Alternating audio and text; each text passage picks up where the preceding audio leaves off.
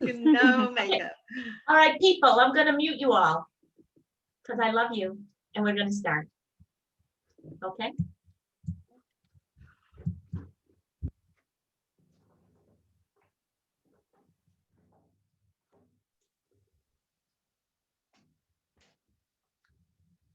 Go ahead, Jada. So, hello, everybody. I see some new names. It may just be new to me because I had missed a Zoom or two lately, but welcome. And tonight we're going to be talking about emotions. But before we do, I want to introduce somebody who's really special to me. Krista and I have known one another for many years. I don't know how many, but quite a few years. And last year, actually year before last now, she was the person that shared Optavia with me. And she has been my health coach, and she has been such a support and an inspiration to Steve and me. And I asked her if she would share her testimonial this evening. So I'm going to mute and let Krista share. All right. Thank you, Jada. Yeah, before I say anything, I just want to say how much I love this community. And this is an amazing group of encouraging people. I love Healthy Friends and seeing everyone's encouragement on there. When Jada asked me to share a little bit about my testimony, I'm like, Jada, my testimony is really weird because I wasn't even on program when I became a coach. And she's like, I know. So a little bit about my weird testimony. I'm going to combine it with my husband's testimony because it's kind of together. So I was introduced to Optavia through a doctor's office that I worked for. There was a physician that came through and he had lost a lot of weight. And you know, I was really looking for something for my husband because at that time, my husband was over 300 pounds, probably pushing close to 350. He was extremely unhealthy. He had pulmonary embolisms. He was on blood thinner. He was on diabetes medication. He was on blood pressure medication. And he had no quality of life at all. So he had dieted on and off our entire marriage. He had even, we had went to a bariatric place just to see about possibly doing the bariatric surgery. And he just didn't want to do that. So that doctor, of course, told me that he was working with a health coach, and that was Heidi Bell. And she contacted me, and I had shared with her, you know, that I was looking for something for my husband, that we were at, you know, we'd given up and just didn't think that, you know, there would be anything that could, you know, help him because he's tried everything. So Heidi did the health assessment with Jimmy, and she sent him the Stop, Challenge, and Choose. So we both sat there on the couch and read the Stop, Challenge, and Choose. And it's like a little light came on. I can just see my husband's face now. And it's something about that Stop, Challenge, and Choose resonated with him. And he's like, this makes sense. And I really feel like that this is something that I could do. So he decided to do program, and he began his journey. And he has, you know, really done good.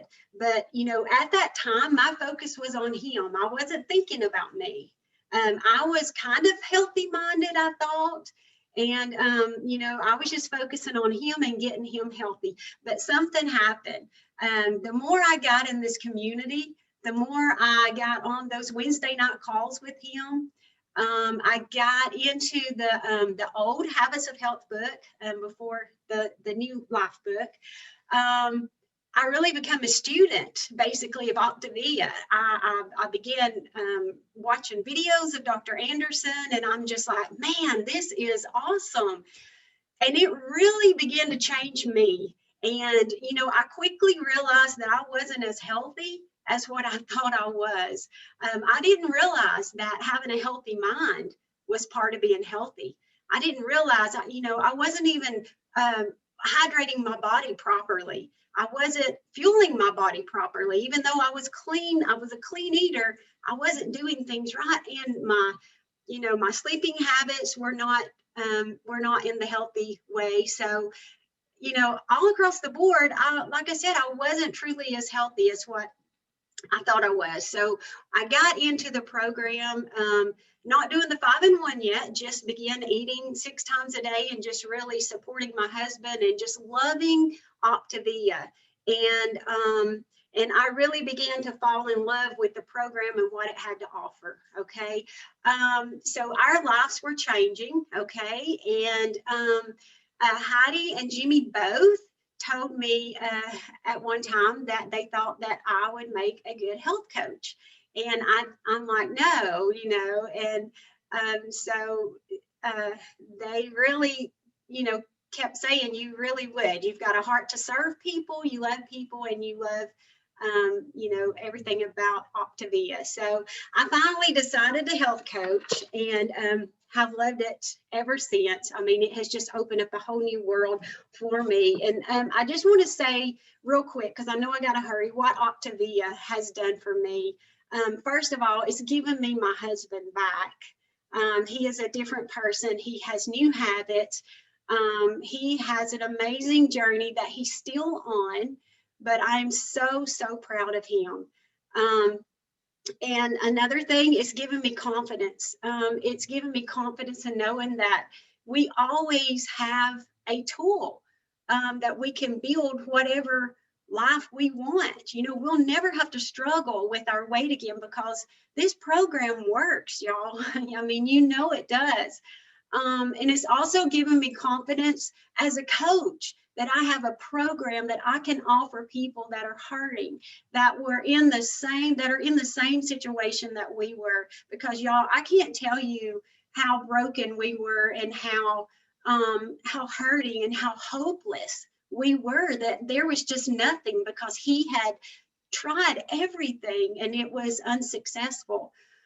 So Optavia has given me that confidence that I can help people. I have to be careful because sometimes when I'm out, y'all, I kid you not, I see people and I want to go up to them and say, I can help you. I can help you, because I believe in this program that much.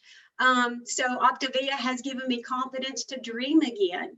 And it's made such a difference in my life and in my mind, and learning how to think positive and just basically it has changed both of us from the inside out.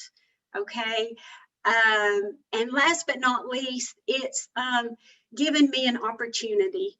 I shared with the ladies earlier, I have been at a doctor's office for 10 years. Next Thursday will be my 10th year anniversary of being at the doctor's office. Very stressful, sometimes working 45, 50 hours a week, okay, for the past 10 years. Last year I worked 40 hours a week, but anyway, Optavia has given me an amazing opportunity. It's given me an opportunity to focus my life around what matters most, because next Friday will actually be my last day there, and I'm going to transition into having the honor and the privilege to devote my life to helping others create their best life. And what a gift it is. So thank y'all for letting me share.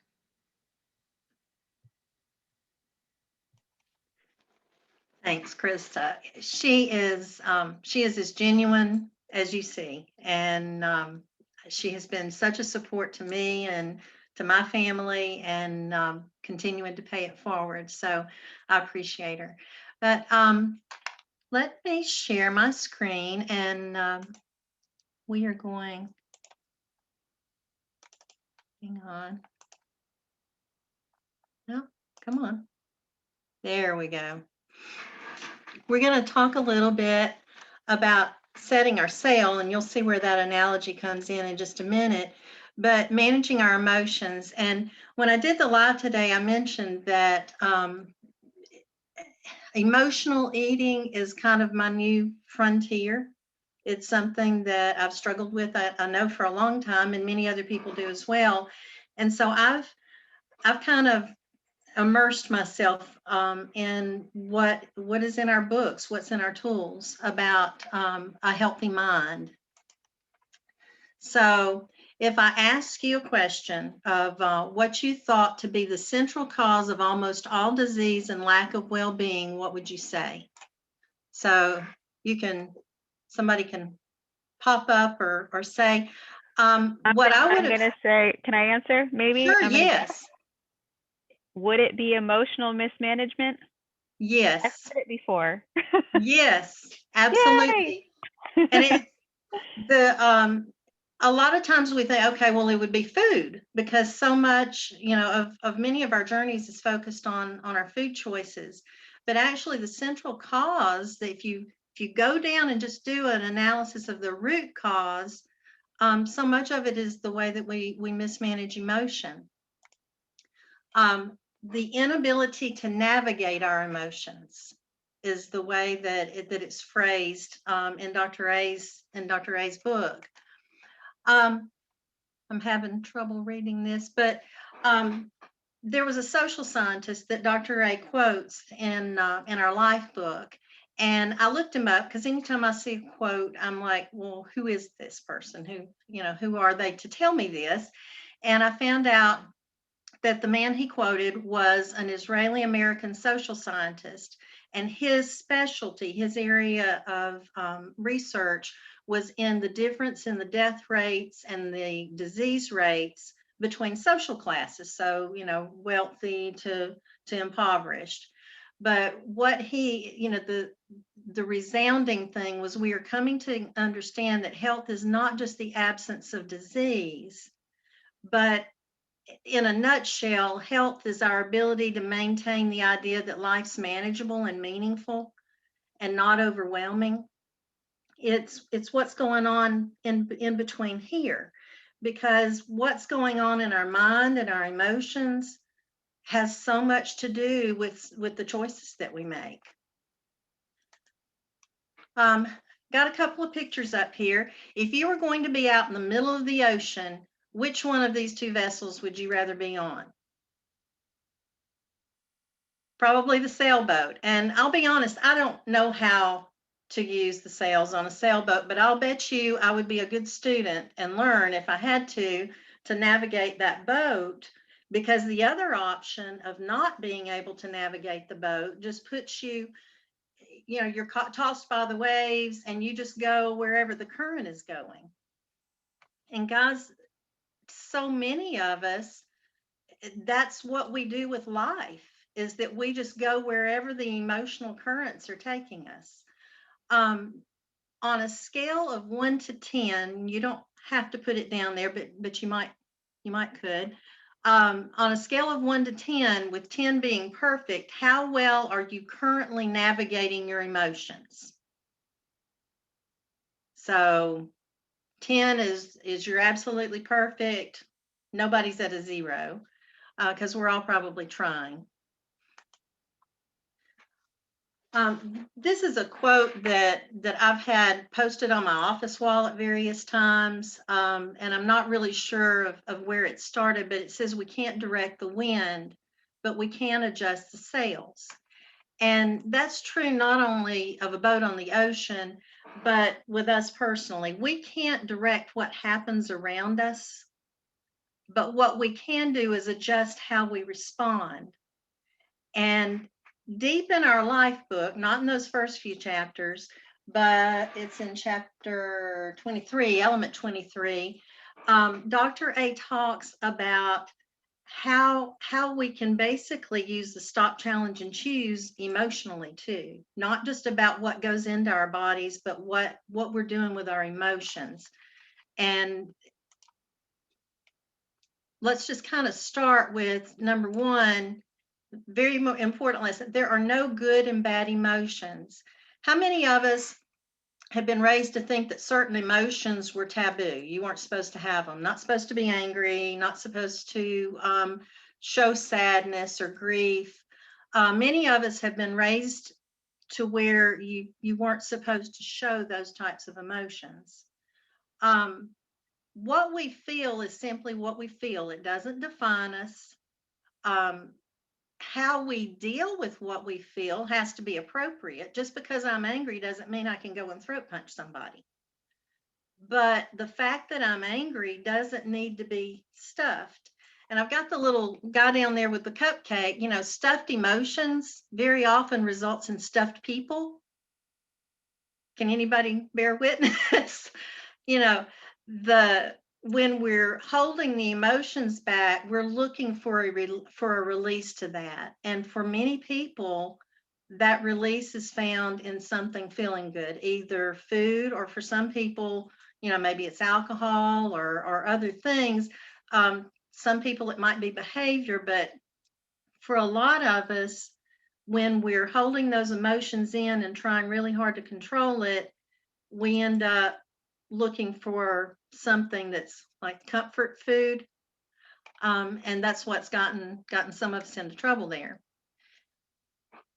In the life book, Dr. A talks about that there have been 8 primary emotions that are suggested. I mean, this isn't an exact science, but if you think of it like colors, there are the primary colors, and then you combine those colors to make other colors. Red and yellow make orange. Well, the same thing.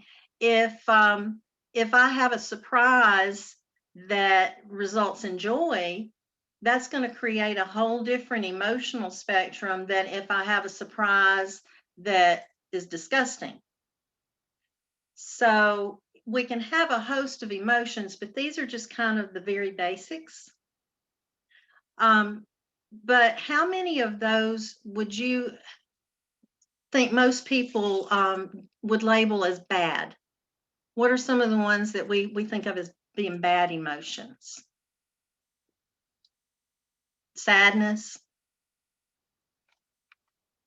disgust, anger, possibly surprise. I mean, not everybody likes surprises because some of our surprises haven't been very good. Or fear. Often we deny the emotions. I don't want to feel angry. I don't want people to see me as being angry. So I'm just going to ignore it or deny it. But here's an unfortunate side effect of that is that I can't cut off emotion one. I cut off emotion en masse. Does that make sense? So instead of just controlling anger, I end up controlling how much joy I feel, how much anticipation I feel. So we short ourselves out of some of the good things by trying to stuff down and deny some of the bad emotions. And rather than thinking of emotions as being good and bad, some are difficult. Sadness is a difficult emotion. Anger is sometimes very often a difficult emotion. But if we can learn to deal with those difficult emotions in a way that aligns with our values, what we see as important, and that will serve us or serve those that we love or the people that we're in contact with constructively, then it's not bad. There are some things that we should be angry about. Anger itself isn't bad. It's just how are we going to deal with this in a way that's constructive? The very first step is just becoming aware of our emotions. And for many of us, we have stuffed them for so long that it's just very difficult to even realize that they're there, but they're kind of underneath the surface. So here's our homework. I'm scheduled to do another Zoom here in just a few weeks. So between now and then, get a journal, a notebook, a piece of scrap paper, the back of a receipt, someplace. And when you do your fuelings, write down what you're feeling at the time that you're doing your fuelings or the last 2 or 3 hours before. What have I been feeling over the last couple of hours? Have I felt angry this morning? Have I felt anxious? Have I felt happy? But just jot it down.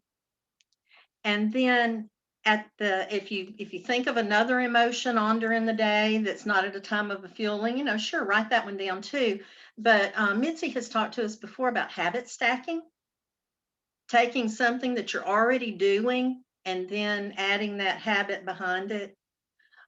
So if we remember to write down those emotions at the time that we're doing our fueling, then it's more likely to happen. At your last fueling of the day, look back over the list of the emotions that you've experienced during the day and ask yourself, was how I handled that emotion supporting what's important to me? And let me drill it down just a little bit. I felt anxious this morning, let's say. So did I get out and take a walk, and that is supporting what's really important to me, which is, my health, my why? Or did I go in and find the dark chocolate Reese cup, Pam, that I talked to Pam about earlier on her Facebook post? Did I go to the store and buy a dark chocolate Reese? Was how I handled that emotion constructive? Was it valuable to me and to my goals? So in the next couple of weeks, here in just a few weeks, we'll continue to look at how the information that Dr. A's got in those chapters. But we just, for the constraint of time tonight, let's just practice on recognizing our feelings for what they are. They're feelings. They are important. They don't need to be denied. They aren't good and bad. There's some of them are easy and fun, and some of them are difficult. The biggest thing that if you take away nothing else tonight, take away that we can learn to choose how to handle our emotions. We don't have to be a slave to the habits of how we've handled our emotions in the past. We can learn new skills. And as we learn to handle the emotions constructively, then my anger may be a signal of, hey, something needs to change. This is frustrating me, or this is not right. So it's, even the difficult emotions can help us to kind of see what needs to be addressed.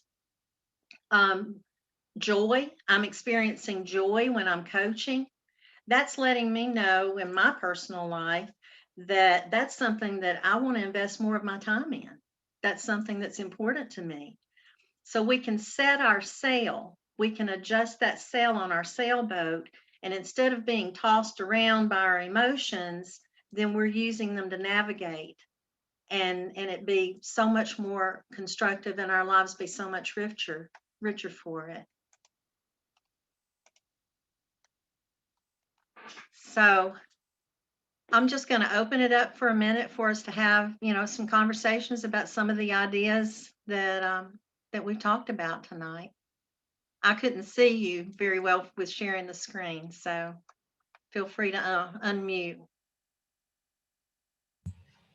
I love that there's a kind of a saying, and I think you kind of alluded to it, Jada, because your presentation was awesome. It's so good. Learning to kind of feel through those emotions and then try to channel them into positive actions that really are better for us, that honor us. But there's a quote was similar to what you said. Just because you're sick doesn't mean just because you're not sick doesn't mean you're healthy. Yes. Just because you're not sick doesn't mean you're healthy. There's a difference, and picking up on creating all of that through your health, and that health is so important. So it's.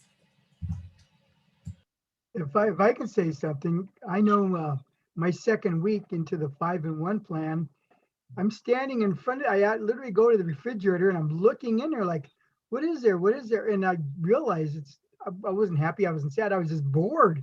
So I'm looking in the fridge to find something because I was bored.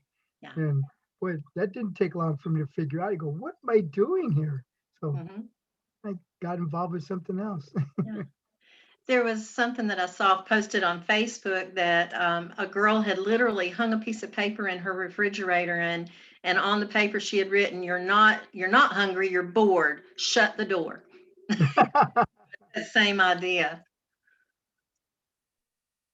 I have to say that, we all struggle with emotions, and it affects the way we manage ourselves all the time. But I have to say, picking up better habits like you know, you could be having this really off day and then you connect to this group at night and let's see all your friends and see all these people in the like-mindedness, and it changes your emotions immediately. You walk away from this just feeling like, almost like, you know, you purge some, you know, bad feelings, and then to connect into good things like this, and instead of, I don't know, maybe you would have just gone and sat down on the couch and watched a depressing TV show. Here you are here engaging tonight and changing it. Just that little bit that you shared is enough to trigger me out of a bad mood or a bad emotion. Kind of took me out of like whatever funk I was in. So how you can't measure this is priceless to have, because it just, you know, it really is 30 minutes of your time can change your whole day just by meeting with like-minded groups of people, all struggling and sharing the same thing. So I just want to say that I love this group. And it really can change my mind, change any emotion I'm feeling, or, you know, I go from being real fatigued to be like, I feel so energized after being with you all because of what you share. You know, the thing that I've I guess heard and known to some degree, but that has just been really something that has become so much more that I'm more mindful of, is how interrelated all of this is. If I don't sleep well, then how much more prone am I going to be to have my little difficult times, my difficult emotions? If I'm not fueling my body well, we're all one. I mean, we're one organism, and there are so many things that impact just how we function. So, and like Krista was talking about, you know, she wasn't in, you know, really a bad eater, but it was just the healthy mind, and it's all part of it. It's just the healthy mind, healthy body, healthy finances, overall health, and lifelong health. And if we can spend a little bit of time focusing on our minds and healthy minds, then how much that's going to help in every other area of our lives. So I want to thank Krista for sharing tonight, and thank you all for coming. And Mitzi has posted the link for the Habits of Health call, which is now. Right, element 2? No, yes, element 2. I don't remember, but it's going to be good, whatever it is. Krista, thank you so much. Jada, awesome. It's so good to see everybody. And we have the YouTube channel you can subscribe to as well, so you can rewatch and not have to scroll through the posts on Healthy Friends. So, all right, everybody have a great night. See you next Wednesday. Good night.